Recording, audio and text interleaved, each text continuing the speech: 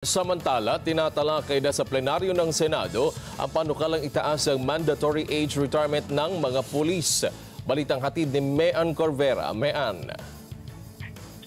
Tinatalakay na sa plenaryo ng Senado ang panukalang batas na layong iakyat sa 57 taong gulang ang mandatory retirement age ng lahat ng pulis simula sa kasalukuyang 56.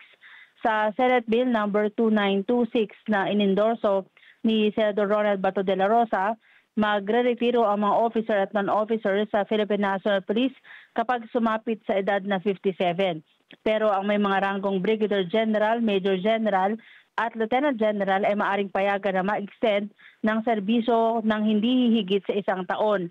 Aamyandahan ito ang Department of Interior and Local Government Code of 1990 na nagtatag sa PNP para maitulad ang retirement age ng mga pulis sa mga sundalo na inakyat sa 57 noong 2023.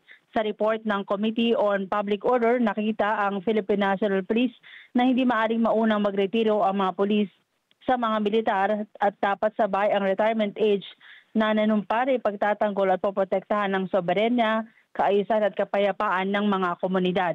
Matatandaan kasama ang pagbabago sa retirement age ng mga pulis sa PNP Reorganization Bill na ipinasa ng Kongreso noong nakaraang taon, pero ibinito ni Pangulong Bongbong Marcos dahil yan sa ilang kontrobersyal na probisyon ng panukalang batas.